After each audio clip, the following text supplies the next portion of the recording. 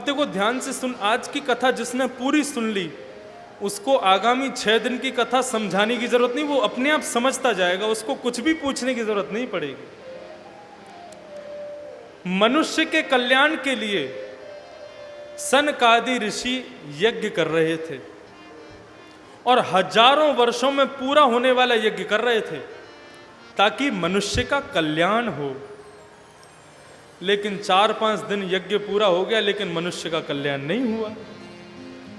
तभी वहां पर एक बड़े परम विद्वान सूत जी का आगमन हुआ और सूत जी से सौनकादि ऋषि कह रहे हैं कि अज्ञानध्वांत विध्वंस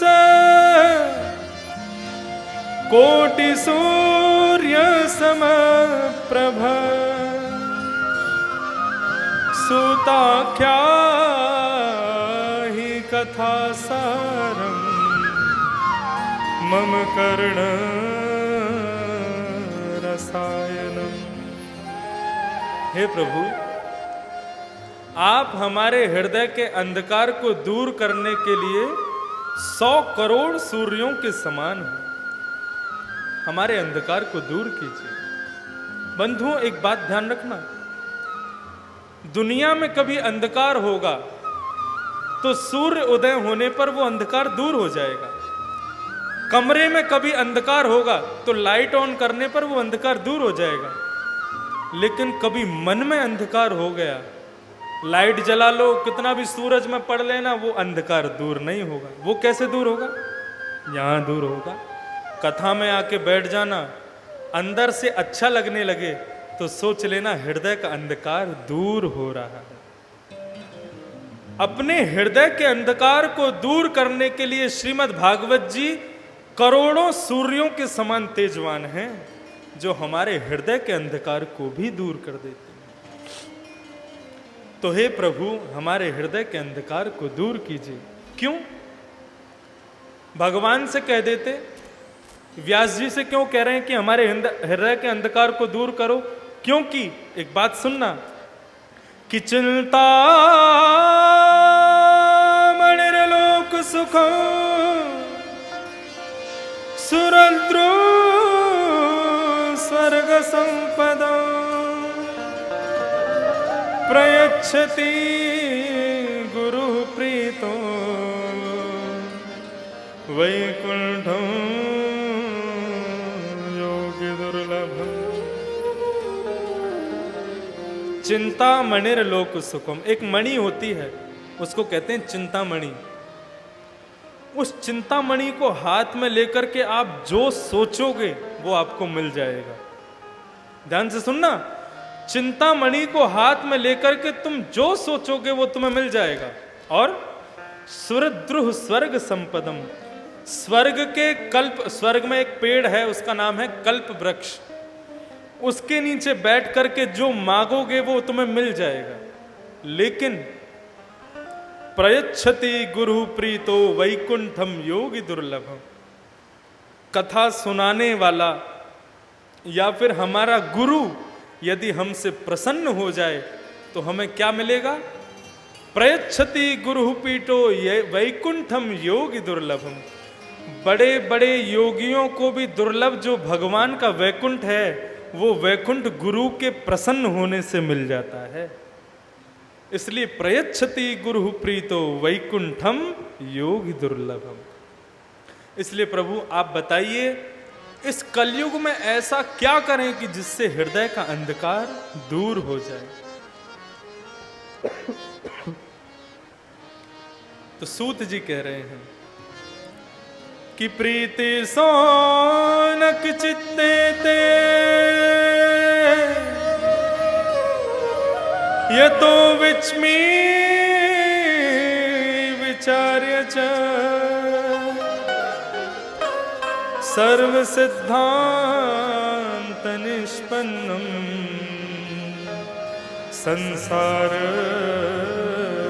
भयनाशनम कालव्याल मुखग्रास त्रास निर्णास है तबे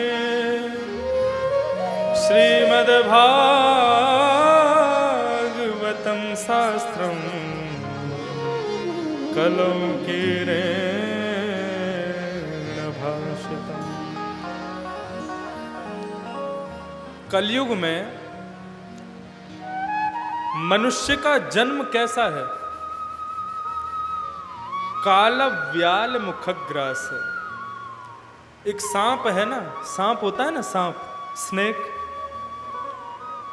उसके मुख में जब तक हम हैं तब तक हमें डरने की जरूरत नहीं है। डरने की जरूरत कब है? जब उसका मुख बंद हो जाएगा। यदि कोई बहुत बड़ा अजगर सांप मुंह खोल के बैठा है तो उसके मुंह में घूम लो, कोई बात नहीं है, लेकिन यदि उसने मुख बंद कर लिया तो फिर आप बच नहीं सकते हो। तो ये अजगर सांप कौन है? समय, काल, समय, टाइम, ये जो है ये अजगर सांप है और इसने हमें पीछे से ऐसे पकड़ा हुआ है। हम लोग कब तक जीवित हैं? जब तक उसका मुंह खुला हुआ है। लेकिन जैसे ही इस टाइम रूपी अजगर सप ने अपना मुख बंद कर लिया, फिर हमें कोई नहीं बचा सकता। चाहे कितना भी बड़ा संत हो, कितना भी बड़ा महात्मा हो, कितना भी बड़ा मुनि हो, मरे हुए व्यक्ति को कोई नहीं बचा सकता। भागवत जी कहती हैं मरने वाले को मैं भी नहीं बचा सकती, लेकिन हां उसकी मृत्यु को सार्थक मैं बना सकती। और ये मृत्यु सार्थक कैसे बनेगी?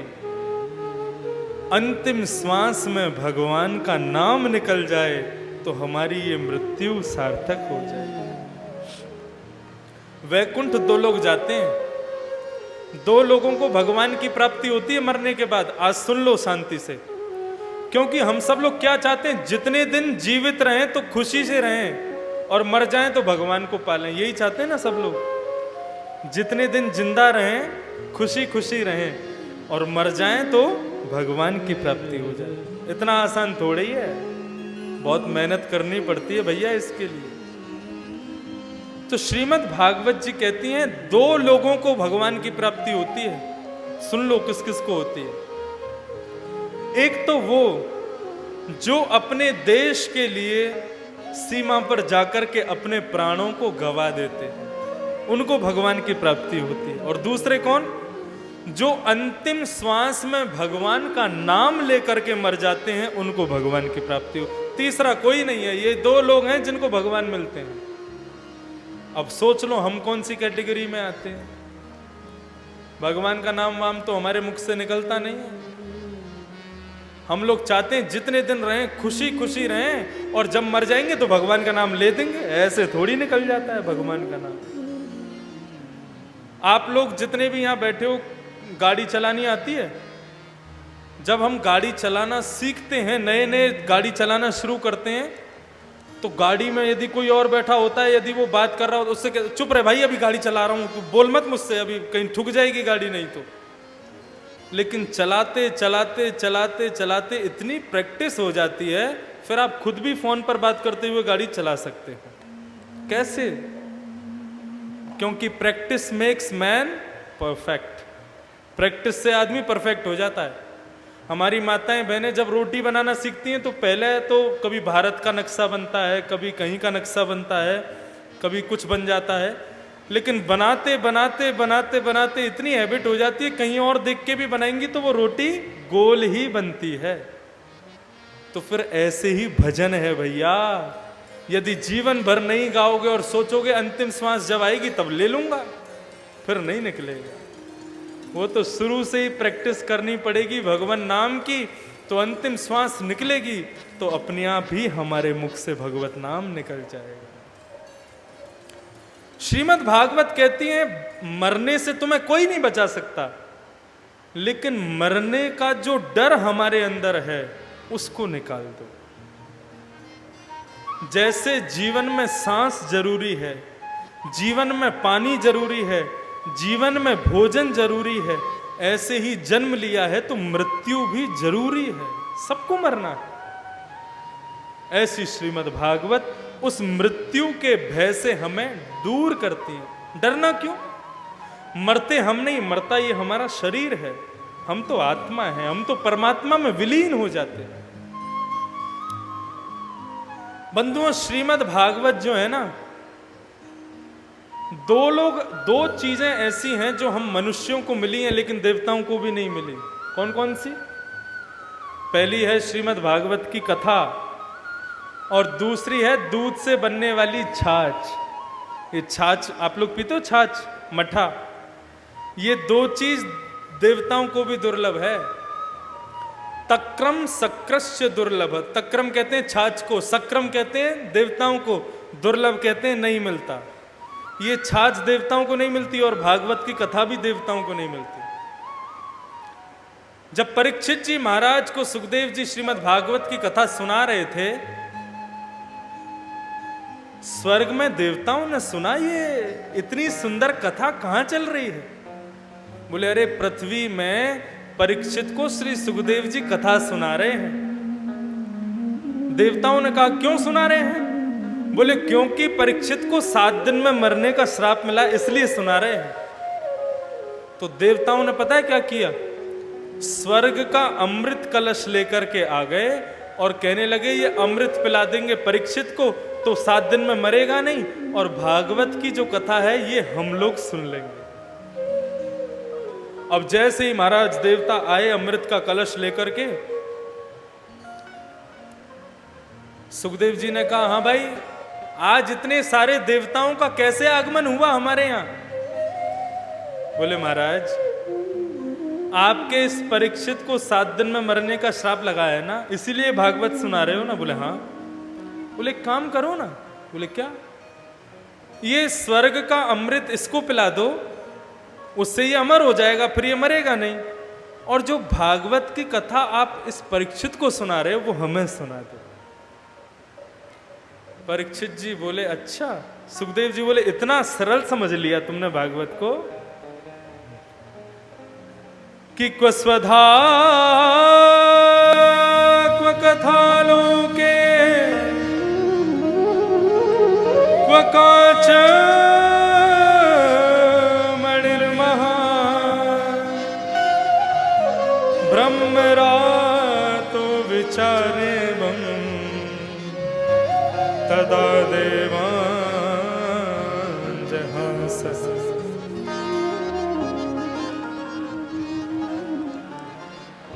मैं यदि किसी जौहर के पास जाऊं, जौहर समझते हैं, हीरा बनाने वाला, उसके पास जाकर के कहूं भाई कि तुम ये कांच ले लो और इस कांच के बदले मुझे हीरा दे दो, क्या होगा? ये बड़ा वाला लोहे का डंडा निकालेगा जौहर और मार पीट के हमें वहां से भगा देगा। बोले चल भाग यहां से। कांच के बदले कभी हीरा मिल सकता है हमें? नहीं मिल सकता ना। या तो उस हीरे के मूल्य के समान कोई वस्तु उसको प्रदान करो। हाँ इतना है, अपना आईफोन जाके दे दो भाई, इसके बदले तू मुझे हीरा दे दे, तो उस आईफोन की कीमत का हीरा आपको मिल जाएगा क्योंकि वो उसकी कीमत का है। लेकिन देवता लोग क्या कर रहे हैं? श्रीमद् भागवत मांग रहे हैं और इसके बदले अमृत दे रहे हैं।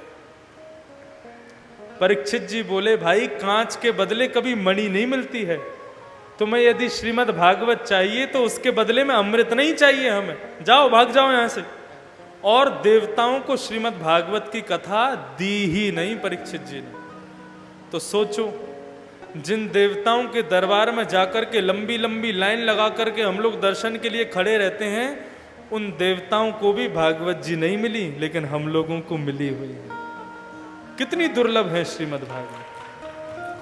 अच्छा उठ गए आप लोग, बहुत बहुत स्वागत आपका वापस से। अच्छी बात लगे तो हमें बता दिया करो, हाँ हम उठे हुए हैं, ताली बजा दिया करो। तो श्रीमद् भागवत उन देवताओं को भी दुर्लभ है। पूछने लगे, बोले महाराज एक बात बताओ, ये भागवत की कथा शुरू कहां से हुई? किसने सुनाई थी सबसे पहले किसको? ध्यान से सुनना। बोले सबसे पहले श्रीमद् भागवत की कथा भगवान के प्रथम अवतार सनक, सनंदन, सनातन, सनत कुमार, याद रखना ये 4 भाई हैं 5 साल के और भगवान का प्रथम अवतार हैं। क्या नाम है? सनक, सनंदन, सनातन और सनत कुमार। इन चारों ने सबसे पहले ये कथा बद्रीनाथ से श्री नारद जी को सुनाई थी। हरिद्वार में सबसे पहले ये कथा इन सनत कुमारों ने नारद जी को सुनाई थी। एक बोलने लगा मैं नहीं मानता इस बात को। बोले क्यों? बोले क्योंकि नारद जी को तो श्राप लगा हुआ है, वो एक जगह कभी बैठ ही नहीं सकते, और भागवत में 7 दिन बैठ करके उन्होंने कथा कैसे सुन ली फिर? तब उन्होंने बताया, बोले भैया एक बार नारद जी इस दुनिया में भ्रमण करने के लिए आए। क्या हुआ कि जितने भी देवता थे ना, ये सब भगवान से कहते रहते प्रभु हमें पृथ्वी में भेज दो, हमें धरती पे भेज दो, हमें धरती पे भेज दो। नारद जी कहने लगे तुम्हें धरती पे क्यों जाना है? बोले धरती बहुत श्रेष्ठ है, बहुत अच्छी है, इसलिए जाना है। तो नारद जी बोले चलो घूम के आऊं, देख कर के आऊं, ये पृथ्वी में है क्या जो सब लोग जाने के लिए इतना तरसते हैं। नारद जी पृथ्वी पर घूमने के लिए आए कि अहम तो पृथ्वीं यातो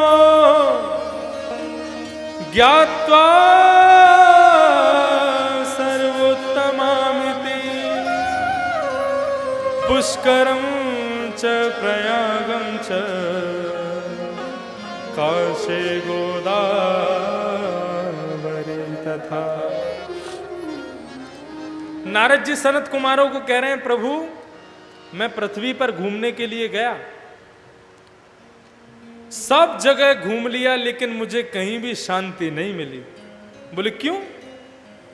बोले जैसा सुना था पृथ्वी बिल्कुल उसकी उल्टी है, बिल्कुल विपरीत है। सनत कुमार कहने लगे कैसे? बोले हमने पूछा भाई इतना शोर कहां से आ रहा है, इतना ज्यादा हल्ला कहां से आ रहा है? लोगों ने अरे मौनी बाबा के आश्रम से आ रहा है। अच्छा, नाम है मौनी बाबा और आ क्या रहा है? शोर। अच्छा, थोड़ा और आगे गया, मैंने कहा भाई इतने सारे बालक किसके घूम रहे हैं ये?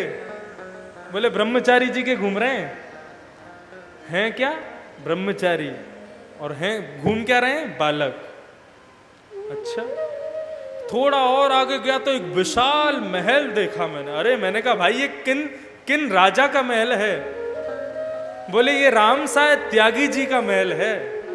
ये त्यागी जी हैं, उनका महल है, नाम है त्यागी।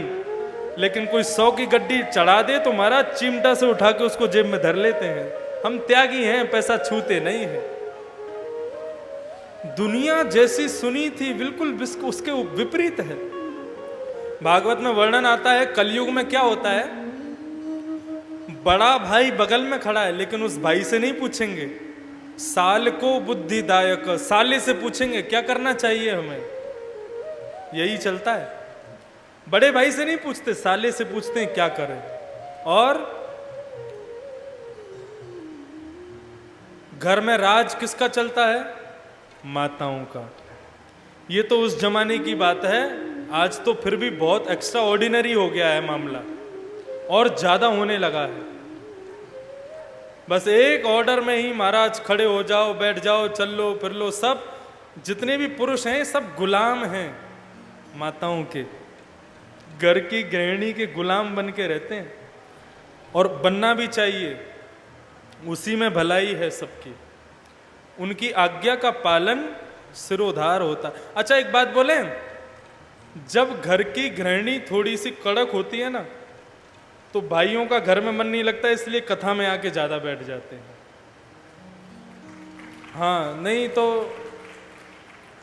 आप देखो तुलसीदास जी महाराज, तुलसीदास जी महाराज कितने बड़े महाराज संत थे। उन्होंने रामायण की रचना की गृहिणी की वजह से, क्योंकि उनकी गृहिणी अनुकूल नहीं थी।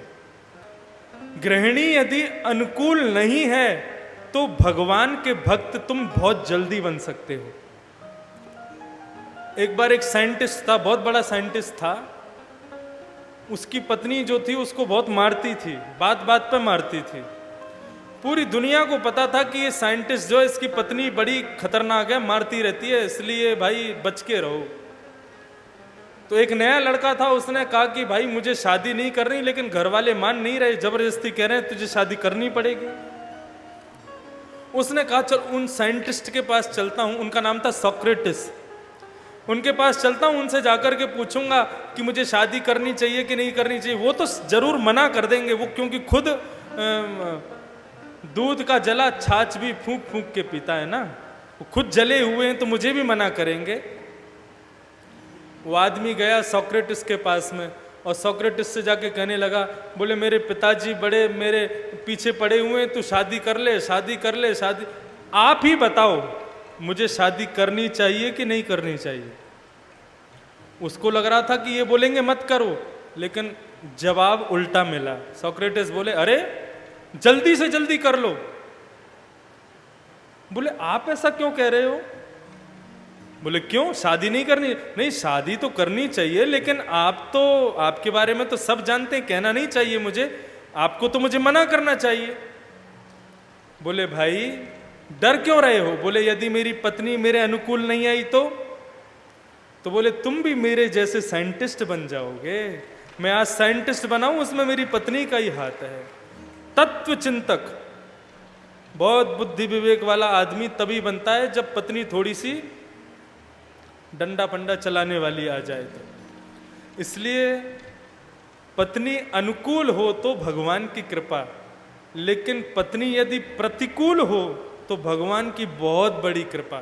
फिर घर में ज्यादा मन नहीं लगेगा, इसलिए कथा में आकर के बैठो, यहां आनंद लेने।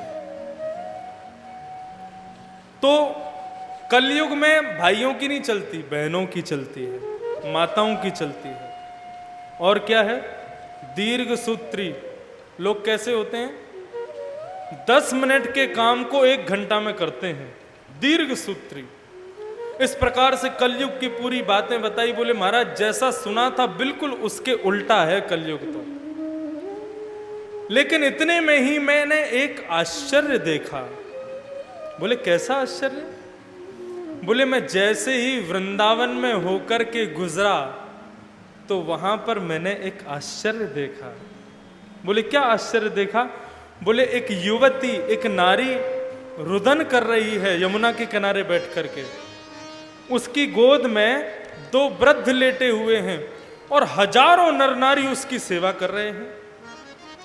जैसे ही मैं वहां से गुजरने लगा, उस रोती हुई कन्या ने मुझे आवाज दी है कि भो भो साधो क्षणं तिष्ठ मच्चिंतामपि नाशय दर्शनं तब लोकस्य सर्वथा गहरं परम्। उस युवती ने मुझे आवाज दी, हे साधु रुक जाइए। यमन मेरी चिंता का निवारण कीजिए प्रभु। बंधुओं हमेशा याद रखना, एक बात मैं आपको बताऊं, शास्त्रों में एक बात कही गई है, बड़ी अच्छी बात है और वो सबके सुनने योग्य है कि गंगा पापम शशीतापम दैन्यम कल्पतरुस्तथा पापम तापम च दैन्यम च हरन्ते संत सज्जन। बिल्कुल ध्यान से सुनना। गंगा पापम, यदि किसी व्यक्ति को अपने पाप दूर करने हैं तो क्या करे? गंगा में जाके स्नान कर ले। शशि तापम, यदि किसी व्यक्ति को अपने शरीर का रोग दूर करना है तो जाने कितनी पूर्णिमा तक, पूर्णिमा के चंद्रमा में यानी छत पर बिस्तर डाल के सो जाए, पूर्णिमा की रोशनी से उसके शरीर का ताप दूर हो जाएगा। और तापम पापम च दैन्यम च हरंती संत सज्जना, किसी को अपनी दरिद्रता दूर करनी है तो क्या करे? स्वर्ग के कल्प वृक्ष के नीचे बैठ जाए। अच्छा दरिद्र किसे कहते हैं? दरिद्र का मतलब समझते हो? दरिद्र कहते हैं जितना भगवान ने दिया है उसमें प्रसन्न नहीं है और की याचना जो करता है उसे दरिद्र कहते हैं। इस पड़ोसी का भी मुझे मिल जाए, सामने वाले का भी मेरा हो जाए, इसकी फैक्ट्री बंद हो जाए, मेरी और अच्छी चल जाए, ऐसी भावना रखने वाला दरिद्र होता है। अच्छा एक और बात बता दें, ये जो हम बैठे हैं ना, इसमें एक आसन होता है, उस आसन से बैठने से भी आदमी दरिद्र हो जाता है। कौन सा? ये वाला। ऐसे करके हम तो बैठ ही नहीं सकते, हमारी तो ऐसी आदत है, लेकिन ऐसे करके जो आदमी बैठता है ज्यादा देर तक, वो भी दरिद्र हो जाता है, शास्त्रों में बताया गया। इसलिए प्रयास करो कथा में कैसे बैठना है, कमर सीधी करके और आलती मार पाल के बैठना है, ऐसे कथा में बैठना चाहिए। तो बंधुओं देखो, किसी को यदि अपने पाप दूर करने हैं तो कहां जाए? गंगा जी। किसी को अपने शरीर के ताप दूर करने हैं तो पूर्णिमा की चंद्रमा के नीचे सो जाए। किसी को अपनी दरिद्रता दूर करनी है तो स्वर्ग के कल्प वृक्ष के नीचे बैठ जाए।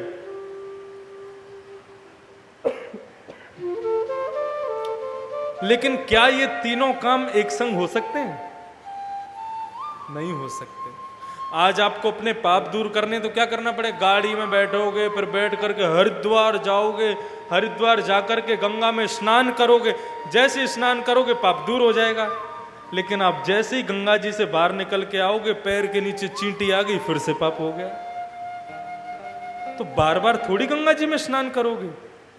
ऐसा क्या करें जिससे निरंतर के लिए हमारा पाप दूर हो जाए? तो बंधुओं, शास्त्र कहता है एक उपाय है जिससे ये तीनों चीजें दूर हो सकती हैं। कौन कौन सी चीज? पाप, ताप और दरिद्रता। बोले कैसे दूर होगी? बोले पापम तापम च दैन्यम च हरन्ते संत सज्जन। बंधुओं, यदि किसी वास्तविक सच्चे संत की यदि हम पर दृष्टि पड़ गई तो हमारे पाप, ताप और दरिद्रता तीनों दूर हो जाएंगे, एक साथ दूर हो जाएंगे। आजकल संत समझ नहीं आते संत कौन है। ये लाइव नहीं है, मैं यहां खुल के समझा सकता। अच्छा देखो, मैं संत नहीं हूं, मैं कोई संत नहीं हूं। संत किसे कहते हैं इसकी परिभाषा आज बिल्कुल ध्यान से सुन लेना। संत किसे कहते हैं? वृक्षः कबहु न फल भके, नदी न संचय नीर, परमार्थ के कारण साधु धरा शरीर। वृक्षः कबहु न फल भके। आप कभी किसी बगीचे में यदि पेड़ से फल तोड़ने के लिए जाओगे तो पेड़ आपको मार पीट के भगा देगा, ए चल भग यहां से, मेरा फल है, तू क्यों खा रहा है? कभी पेड़ ऐसा करता? नहीं करता। आप कितने भी कंकड़ मार करके उसके फलों को गिरा लो, वो सारे फल आपको प्रदान कर देगा। नदी न संचय नीर। कभी नदी से पानी भरने के लिए जाओगे तो नदी आपको रोकेगी नहीं कि ये मेरा पानी है, तुम क्यों ले रहे हो। वो सबका पानी सबको देती है। ऐसे ही संत वो है जो अपने लिए नहीं दूसरों के लिए जीता है, संत उसे कहते हैं। और मैं निष्फिक्र होकर के कह दूं, जीन्स शर्ट पहनने वाला भी संत हो सकता है यदि उसका भाव ऐसा है तो।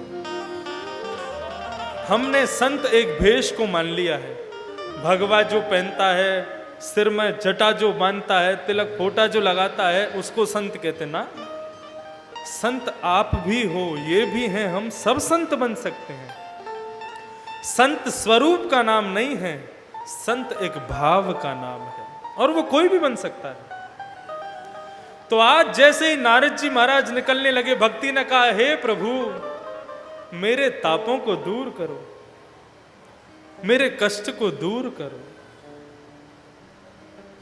नारद जी कहने लगे, देवी तुम कौन हो, और तुम्हारी गोद में जो ये दो वृद्ध बालक लेटे हैं ये कौन हैं? क्यों रुदन कर रही हो इतना? वो युवती कहने लगी, आपने मुझे पहचाना नहीं? बोले नहीं, मैं तो नहीं पहचान सका। तब वो युवती कहती है कि मैं कौन हूं? कि अहं भक्तिर्तिख्याता इमो में तनयो मतौ ज्ञान वैराग्य नामानो काल योगेन जर्जरो। हे प्रभु, मैं भक्ति हूं। ध्यान से सुनना, वो युवती कह रही है मैं भक्ति हूं, और मेरी गोद में जो ये दो बालक लेटे हैं ये मेरे दोनों पुत्र हैं जो वृद्ध लेटे हैं। एक है ज्ञान, दूसरा है वैराग्य। ये दोनों मेरे पुत्र हैं। नारद जी बोले तो ये दोनों तुम्हारे पुत्र बुढ़े कैसे हो गए? काल योगेन जर्जरो। हे प्रभु, हम जिस नगर में जाते हैं उस नगर के लोगों में जितनी भक्ति होती है मैं उतनी जवान होती हूँ, जितना ज्ञान होता है उतना मेरा बेटा जवान होता है, जितना वैराग्य होता है उतना ही मेरा दूसरा बेटा वैराग्य जवान होता है। मान लो अभी भक्ति ज्ञान वैराग्य यदि न्यू मुल्तान नगर में होंगे तो तीनों बिल्कुल जवान घूम रहे होंगे। क्यों? क्योंकि आज से यहाँ के लोगों में भक्ति भी आ गई, ज्ञान भी आ गया और वैराग्य भी आ गया। वैराग्य कहाँ आता है पता है? ये कथा में वैराग्य आता है सबको। यहाँ आदमी बैठ के 7 दिन कथा सुनता है, ओ कल से तो भाई घर परिवार सबसे मोह ममता छोड़ दूंगा मैं, अब बेटे से मोह छोड़ दूंगा, पत्नी से मोह छोड़ दूंगा, बस भगवान का ये इसी में सार है। लेकिन जैसे ही आरती होती है भागवत जी की, घर को जाता है, फिर से सारे मोह जाग जाते हैं उसके। जितना वैराग्य इस पंडाल के अंदर ही रहता है, बाहर कुछ वैराग्य नहीं रहता आदमी का। तो ये भक्ति ज्ञान वैराग्य अब कहीं और चले जाएंगे तो वहां जाके बुढ़े हो जाएंगे। भक्ति कह रही है महाराज मैं पूरे विश्व में घूम ली, लेकिन वृंदावन जब से आई हूं तब से मैं तो जवान हूं, लेकिन मेरे दोनों पुत्र अब भी वृद्ध हैं। आप कुछ कृपा करो, मेरे पुत्रों को दोबारा से जवान बनाओ प्रभु। और यदि ऐसा नहीं हुआ तो मैं भारत छोड़कर के विदेश चली जाऊंगी। नारद जी कहने लगे, बोले भाई भक्ति महारानी यदि भारत छोड़ के चली गई तो भारत का सर्वनाश हो जाएगा। भक्ति महारानी से नारद जी ने कहा तुम धैर्य धारण करो, चिंता मत करो, मैं कोई उपाय ढूंढता हूं। और वास्तविक में आप लोग चाहोगे कि आपके बालक बुढ़े और हम लोग जवान? कोई नहीं चाहता, कोई मां नहीं चाहती। भक्ति को भी कष्ट है। नारद जी ने कहा भक्ति सुनो, ये सब जो हो रहा है ये कलयुग की वजह से हो रहा है। कलयुग में तुम्हारे ज्ञान वैराग्य दोनों बेटे बुढ़े हो गए हैं कलयुग की वजह से। श्लोक सुनो ध्यान से। यत फलम नास्ति तपसा, जो फल तपस्या से नहीं मिलता। यत फलम नास्ति तपसा ना योगेन समाधिना, बड़े बड़े योगियों को समाधि करने से भी जो फल नहीं मिलता, वो फल हम कलयुगी लोगों को कलयुग में भगवान का भजन करने से मिल जाता है। इसलिए देवी इस कलयुग को हम नहीं मार सकते। भक्ति महारानी का तब थोड़ा सा ज्ञान वर्धन हुआ और वे स्तुति गाने लगी कि जयति जगति माया यस्य कायाधवस्ते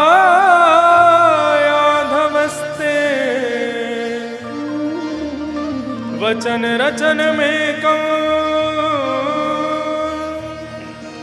केवल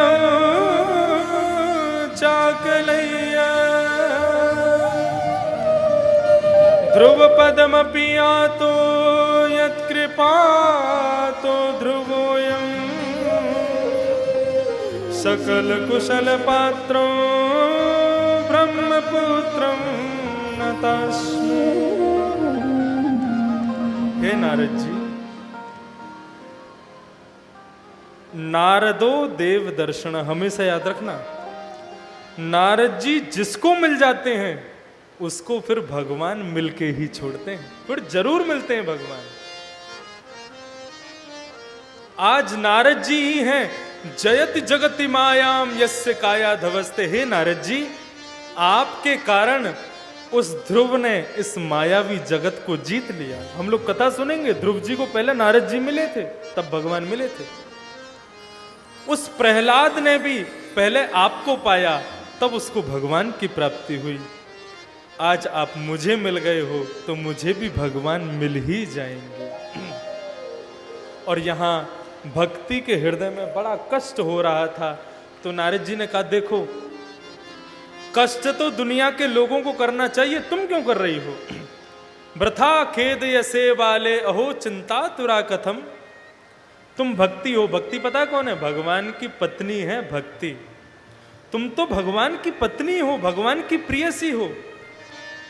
मुक्ति तुम्हारी दासी है, ज्ञान वैराग्य तुम्हारे बेटे हैं, साक्षात भगवान तुम्हारे पति हैं।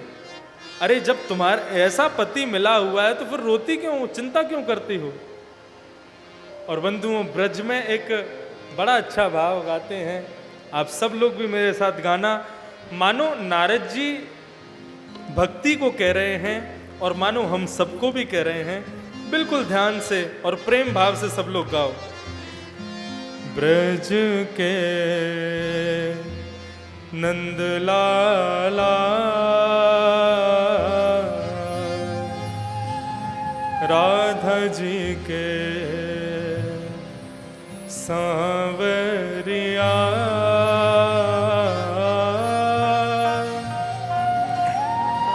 सब दुख दूर हुए जब तेरा नाम लिया। हो ब्रज के नंद लाला राधा जी के सांवरिया, सब दुख दूर हुए जब तेरा नाम लिया। ओ ब्रज के नंद लाला, सब लोग गाओ मेरे साथ। राधा जी के सांवरिया, सब दुख दूर हुए जब तेरा नाम लिया।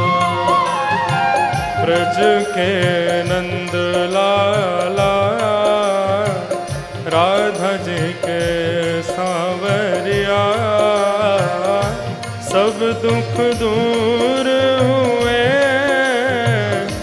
जब तेरा नाम लिया। ब्रज के नंद लाला राधा जी के सांवरिया, सब दुख दूर हुए जब तेरा नाम लिया। ऐसे दुख दूर नहीं होते जैसे आप बैठे हो ऐसे ना, प्रेम से गाओ भाई। बोलो राधा रमण लाल की जय हो।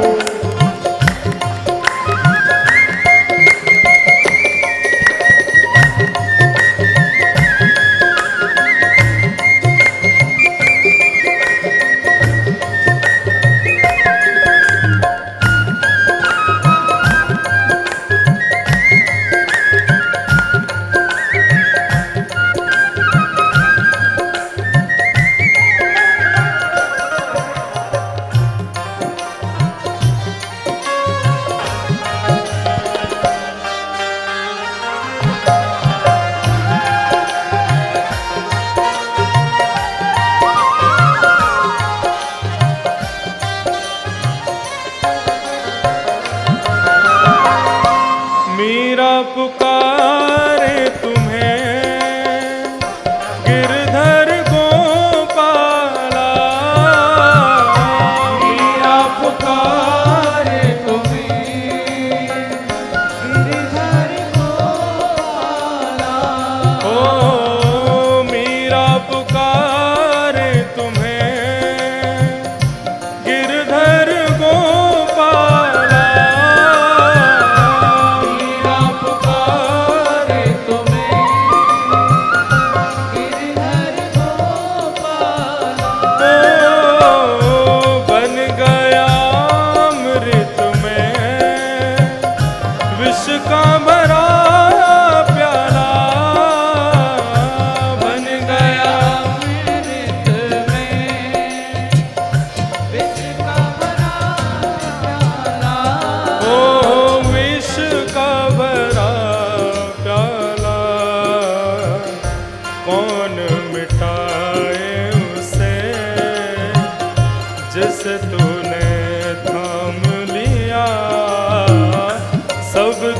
दूर हुए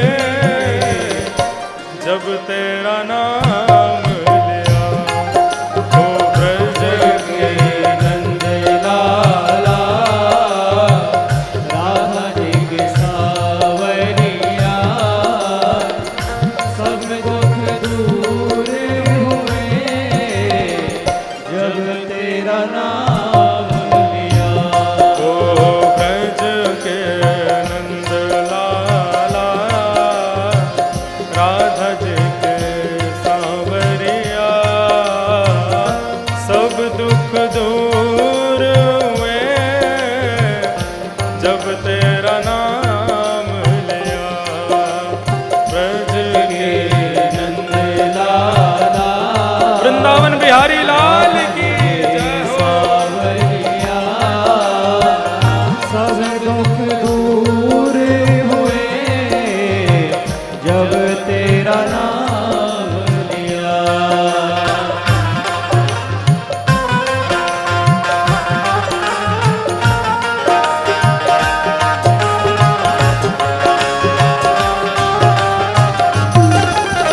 जय हो।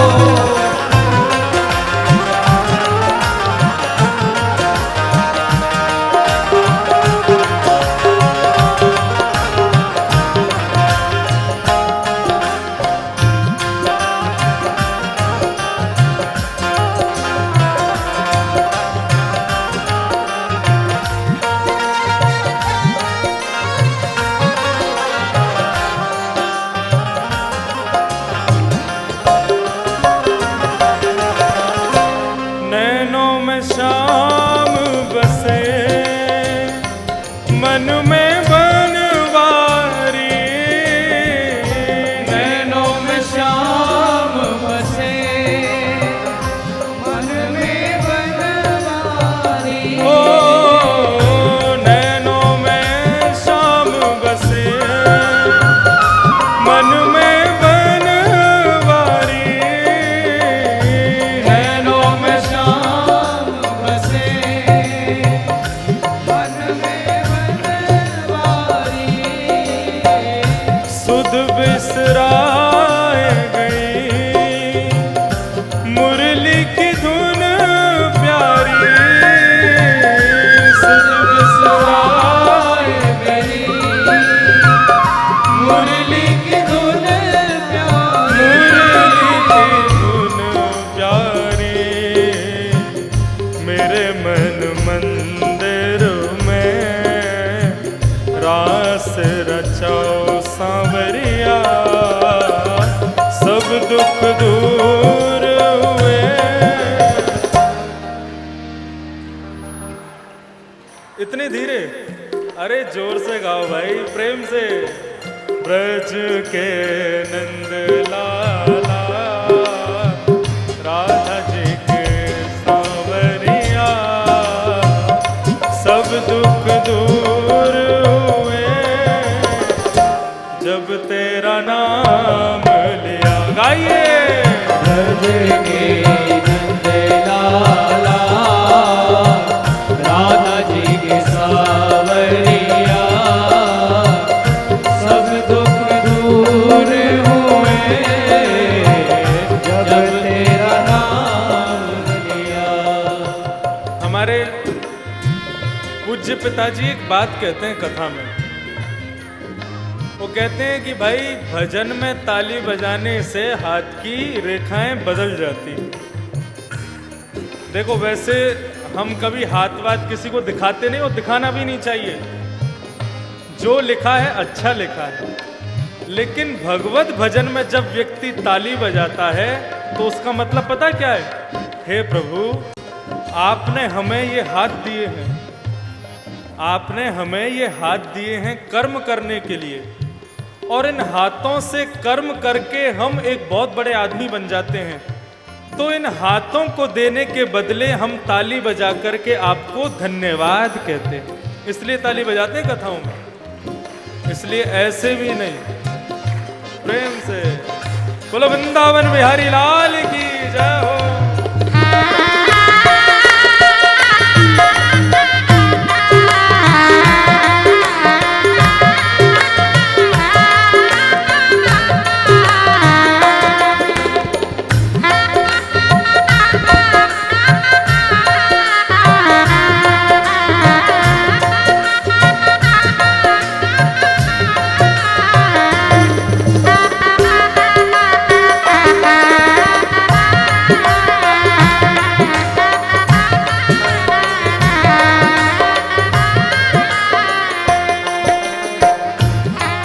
देख रहे हो तुम मेरे दुखड़े सारे, देख रहे हो तुम दुखड़े सारे। हे प्रभु, आपको सब कुछ दिख रहा है, मेरे दुख कितने हैं सब आपको पता है। हमारे जीवन में जो कुछ भी हो रहा है उसे सब पता है, उसे बताने की जरूरत नहीं है। ओ देख रहे हो तुम मेरे दुखड़े सारे, देख रहे हो तुम मेरे दुखड़े सारे। कब दर्शन दोगे मेरी आंखों के तारे, कब दर्शन दोगे मेरी आँखों के तारे। ओ कब दर्शन दोगे मेरी आंखों के तारे, कब दर्शन दोगे मेरी आँखों के तारे। ओ मेरी आंखों के तारे। कैसा दर्शन है भगवान का?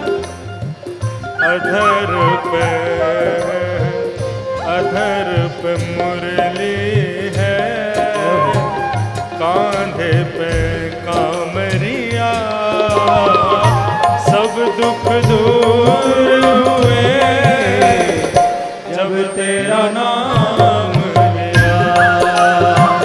ढल के नंदलाला राधा जी के सावरिया, सब दुख दूर हुए जब तेरा नाम लिया।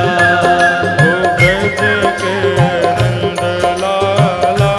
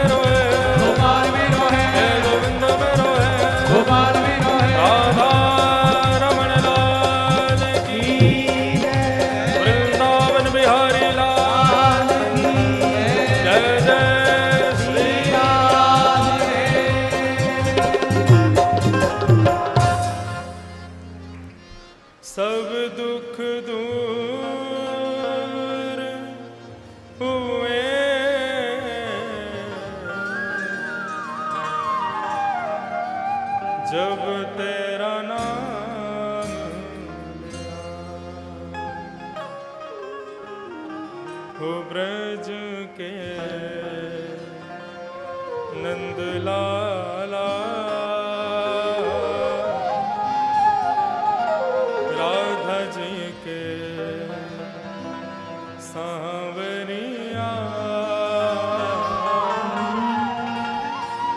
सब दुख दूर हुए जब तेरा नाम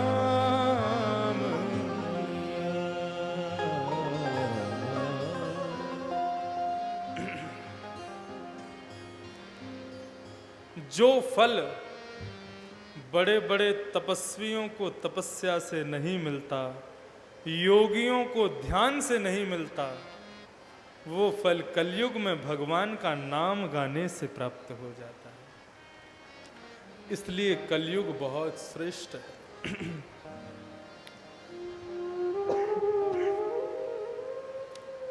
भक्ति को बहुत समझाया नारद जी ने। और बंधुओं ध्यान से सुनना, नारद जी ने क्या किया। नारद जी ने बहुत समझाया और आज संकल्प ले लिया कि भक्ति, यदि मैंने तुम्हारे दोनों बालकों को युवान नहीं बनाया तो मैं हरि का दास नहीं। मुझे लोग हरिदास कहते हैं। यदि मैंने तुम्हारे बालकों को दोबारा युवान नहीं किया तो मैं हरि का दास नहीं कहलाऊंगा। और नारद जी ने अपने झोले में से वेदांत और वेदों की किताबें निकाली और वेद वेदांत का पाठ करना प्रारंभ किया, सुनाना प्रारंभ किया। अब महाराज जितनी देर गीता का, वेद का, वेदांत का पाठ चले उतनी देर तो भक्ति के दोनों बालक खड़े हो जाएं, युवान हो जाएं, फिर दोबारा से जवान हो जाते हैं। लेकिन जैसे ही गीता और वेद वेदांत का पाठ पूरा होता है फिर दोबारा से बुढ़े होकर के गिर जाते हैं। ऐसी मनस्थिति हो गई। नारद जी बोले, मुझे समझ नहीं आ रहा ये हो क्या रहा है। जितनी देर में पाठ करता हूं ये दोनों युवान हो जाते हैं और पाठ पूरा होते ही वृद्ध हो जाते हैं। बंधुओं, यही तो होता है हम लोगों के साथ भी। जितनी देर श्रीमद् भागवत की कथा चलती है, यहां बैठा हर व्यक्ति के हृदय में भक्ति, ज्ञान, वैराग्य तीनों जग जाते हैं।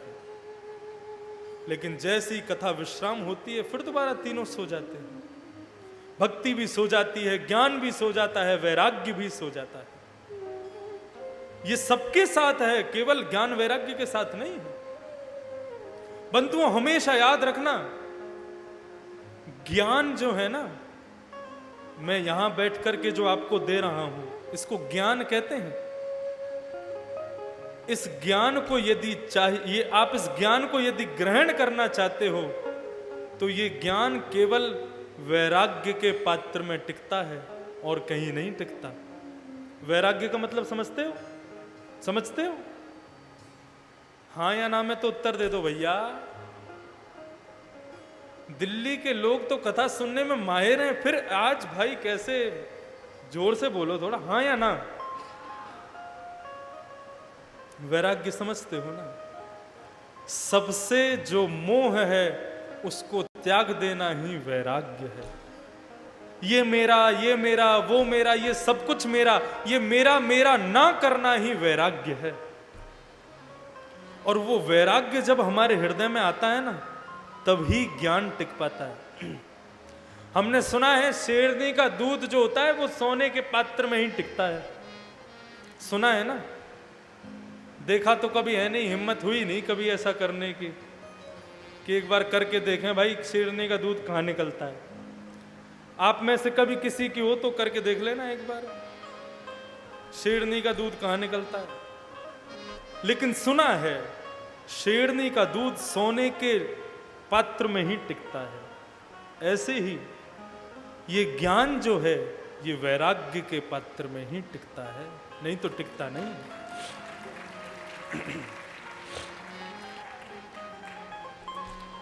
भक्ति, ज्ञान, वैराग्य, जितनी देर कथा होती है सबके जवान हो जाते हैं, लेकिन जैसे ही कथा पूरी होती है फिर दोबारा शिथिल हो जाते हैं। और ये वही हो रहा है। जितनी देर नारद जी गीता का पाठ करते हैं, ज्ञान वैराग्य दोनों जवान हो जाते हैं, लेकिन गीता पाठ पूरा होते ही फिर दोबारा बुजुर्ग हो जाते हैं। जब बंधुओं नारद जी को कहीं से कोई उत्तर नहीं मिलता तो नारद जी पता क्या करते हैं? भगवान का ध्यान लगाते हैं और भगवान से पूछते हैं, प्रभु मैं क्या करूं? देखो, यहां बैठ करके जो कुछ भी आपको बताया जा रहा है, ये कोई स्टोरी नहीं है, ये कोई कहानी नहीं है। स्टोरी और कहानी का मतलब होता है झूठ। मैं कोई ये सब वो बातें हैं जो आप अपने जीवन में उतार सकते हो। नारद जी को जब भी कोई बात समझ नहीं आती कि मैं क्या करूं, तो वो क्या करते हैं? आंख बंद करके भगवान का ध्यान लगाते हैं और वो उसी बात को भगवान से पूछते हैं, प्रभु अब मैं क्या करूं, आप मुझे बताओ। और बंधुओं, आप लोग भी करके देखना, जब ऐसी परिस्थिति होवे, क्या करूं क्या ना करूं, ऐसी परिस्थिति में ध्यान लगाना और अपने आप से पूछना मैं क्या करूं, तो हमेशा हर व्यक्ति के अंदर से दो आवाजें आती हैं, ये करो ये मत करो। कभी आती है ये करो ये मत करो। उन्हीं दोनों में से एक आवाज भगवान की होती है और वो हमें जाननी है कि भगवान की आवाज कौन सी है। भगवान हम सबके अंदर विद्यमान है। कभी कोई ऐसा कार्य फंस जाए, समझ नहीं आ रहा क्या करूं, उस समय भगवान का ध्यान लगाना, हे प्रभु आप ही बताओ मैं क्या करूं। उस समय अंदर हृदय से जो आवाज आवे, समझना ये भगवान की वाणी है और उसी कार्य को करना। भगवान हम सबसे बात करते हैं, बस बात करने के लिए हमारा ध्यान प्रबल होना चाहिए। नारद जी ने भगवान का ध्यान किया और भगवान ने आकाशवाणी की। बोले, नारद यदि तुम चाहते हो कि ज्ञान वैराग्य पुनर्जवान हो जाएं, तो क्या करना चाहिए तुमको? बोले, सत्कर्म करो। सत्कर्म करोगे, सत्कर्म से ही ये दोनों पुनर्जवान होंगे। सत्कर्म सूचको नूनम एत दर्थुम तु सत्कर्म। सत्कर्म करो। नारद जी बोले, अच्छा इतनी देर से मैं गीता का पाठ कर रहा हूं, वेद वेदांत का पाठ कर रहा हूं, ये सत्कर्म नहीं है? गीता का पाठ, वेद वेदांत का पाठ, ये भी तो सत्कर्म है। फिर भगवान ये क्यों कह रहे हैं कि सत्कर्म करो? नारद जी समझ गए, भगवान कुछ विशेष करवाना चाहते हैं मुझसे। नारद जी इतने में ही घूमते घूमते ढूंढने के लिए निकले हैं, भाई ये सत्कर्म क्या है। अब नारद जी जिससे भी पूछने के लिए जाएं सत्कर्म क्या है, वो आदमी सोचे जब नारद जी जैसे परम भक्त को नहीं पता तो हमें क्या पता होगा। वो पहले ही भाग जाते थे दूर से। जिस गली में होके नारद जी निकलते थे, उस गली के सारे दरवाजे बंद हो जाते थे। भाई ये कहीं ये ना पूछने लग जाए सत्कर्म किसे कहते हैं। नारद जी सत्कर्म को खोजते खोजते खोजते सीधा पहुंचे हैं बद्रीनाथ। और बद्रीनाथ में उनको भगवान के प्रथम अवतार सनक सनंदन सनातन सनत कुमार का दर्शन हुआ। पहली कथा कैसे हुई ये बता रहे हैं हम इतनी देर से। तब नारद जी को बड़ा दीनहीन सा देख करके सनत कुमारों ने कहा, नारद जी क्या हुआ, इतने दुखी क्यों हो आप? तब नारद जी ने पूरी बात बताई कि प्रभु मैं सत्कर्म की खोज कर रहा हूं। ज्ञान वैराग्य और भक्ति को पुनर्जवान बनाने के लिए मैं सत्कर्म को ढूंढ रहा हूं। तब बंधुओं, यहां पर सनत कुमार 5 प्रकार के सत्कर्म बताते हैं और ये हर मनुष्य को पता होने चाहिए कि सत्कर्म किसे कहते हैं। ध्यान से सुनना बिल्कुल। सब लोग इधर देखो और ध्यान से सुनो कि द्रव्य यज्ञास्तपो यज्ञास्त ज्ञान यज्ञास्तथा परे कि द्रव्य यज्ञास्तपो यज्ञा योग यज्ञास्तथा परे स्वाध्याय ज्ञान यज्ञस्य ते तु कर्म सूचका। 5 प्रकार के सत्कर्म होते हैं, बिल्कुल ध्यान से सुनना। पहला द्रव्य यज्ञ, दूसरा योग यज्ञ, तीसरा तप यज्ञ, चौथा स्वाध्याय यज्ञ और पांचवा ज्ञान यज्ञ। ये 5 प्रकार के सत्कर्म होते हैं, बिल्कुल ध्यान से सुनना। सबसे पहला होता है द्रव्य यज्ञ। बंधुओं, यज्ञ का मतलब क्या होता है? यज्ञ का मतलब होता है कोई भी सत्कर्म यज्ञ ही कहलाता है। अब जैसे भागवत को क्या कहते हैं? श्रीमद् भागवत कथा ज्ञान महायज्ञ, महायज्ञ कहते हैं ना। जबकि हवन केवल अंतिम दिन होता है। हम लोग क्या है, यज्ञ सोचते हैं जिसमें हवन होता है उसको यज्ञ समझते हैं। नहीं, सत्कर्म जिसमें भी हो उसको यज्ञ कहते हैं, योग कहते हैं।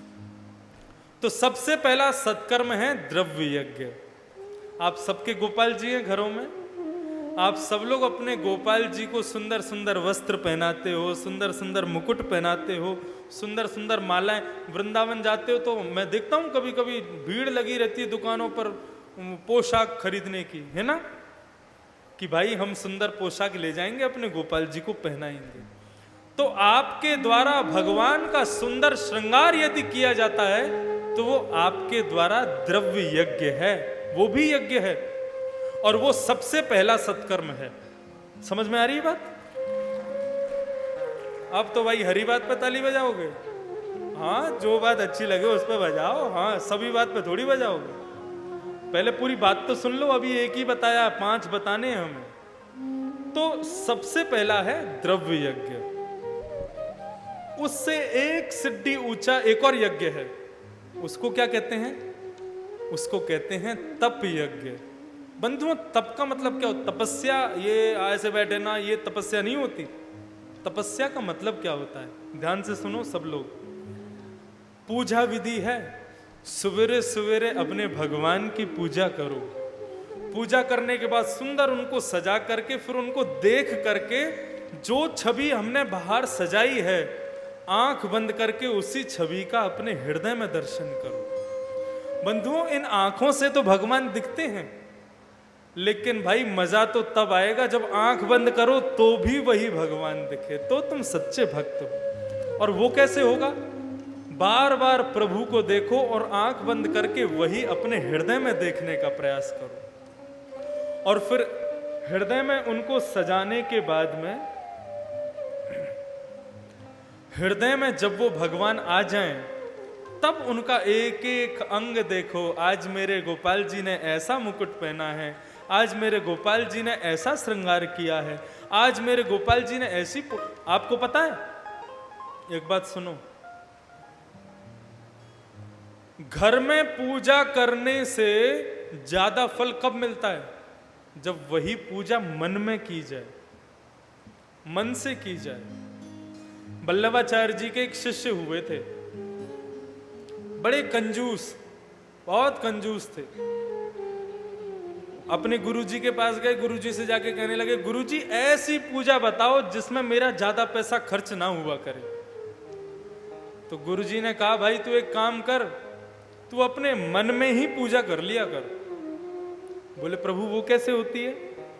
बोले आंख बंद करके मन में सोच लो मेरे गोपाल जी मेरे सामने खड़े हैं, और अब एक एक करके उनकी सेवा करते जाओ। वो सारी सेवा भगवान को लग जाएगी, 1 रुपया भी नहीं लगेगा और तेरी सेवा भी हो जाएगी। हाँ, ये बड़ा अच्छा बताया इन्होंने। दूसरे दिन वो अपने घर आया, घर पर आकर के सवेरे सवेरे नहा धो करके आंख बंद करके बैठ गया और भगवान की सेवा करना प्रारंभ किया। अब मैं अपने गोपाल जी को सुंदर सी पोशाक पहनाऊंगा, अब मैं अपने गोपाल जी को आज शहद से, आज दूध से, आज दही से, आज पंचगव्य से भगवान को स्नान कराऊंगा। पैसा तो लग ही नहीं रहा ना, मन ही मन में सोच रहा है और पूजा भी चढ़ रही है। भगवान को अब मैं पहुंच रहा हूं, भगवान को अब धोती पहना रहा हूं, भगवान को पोशाक पहना रहा हूं, अब मैं भगवान को तिलक लगा रहा हूं, अब मैं भगवान को चंदन लगा रहा हूं, अब भगवान को अरे मेरे गोपाल जी कितने प्यारे लग रहे हैं। मन ही मन सोच रहा है, बड़े प्यारे लग रहे हैं मेरे गोपाल। ये लो कमल की माला आपके गले में, हाँ, अब क्या करना है? अब आरती उतार दी भगवान की, अब क्या? अब दूध का भोग लगाना है। दूध रखा भगवान के सामने। अरे ये तो मैं फीका दूध ले आया, इसमें चीनी तो डाल दूं। चीनी का डिब्बा लेकर के आया, 1 चम्मच चीनी डाल दी, 2 चम्मच चीनी डाल दी, 3 चम्मच चीनी। अरे चीनी ज्यादा हो गई, थोड़ी बाहर निकाल लेता हूं। बताओ, मन ही मन में सोच रहा है, वास्तविक में नहीं कर रहा। जैसे ही तीसरी चम्मच बाहर निकालने लगा, भगवान प्रकट हो गए, हाथ पकड़ लिया उसका। क्यों रे, तेरी चीनी लग रही थी जो तू चीनी निकालने के लिए आया यहां पर। भगवान प्रकट हो गए, प्रकट होकर के उसको दर्शन दिया। बोला प्रभु मैं तो आपकी सेवा कर रहा था। तो मानसिक भक्ति को ही तप कहते हैं, तपस्या कहते हैं। बाय चांस कभी आप लोग विदेश जा रहे हो फ्लाइट में, अब आपको लग रहा है यहां बैठे बैठे कैसे गोपाल जी की पूजा करें, तो वॉशरूम जाओ, अपने ऊपर ऐसे छींटे मार के आओ, आके बैठ जाओ। अब हमारे गोपाल जी को मैं ये भोग लगा रहा हूं, वो भोग लगा, ऐसे पूजा करो। कई लोग मैंने देखो गोपाल जी को संगी लेके घूमते हैं पूरी दुनिया में। ठीक है, घुमाओ उनको भी, जब घर में कोई नहीं है तो लेके जाओ, यदि घर में कोई है तो उसको सौंप के जाओ, गोपाल जी की सेवा करो। गोपाल जी तो हृदय में होने चाहिए, हाथ में लेकर घूमने से थोड़ी भक्ति होती है। बैठाना है तो उनको हृदय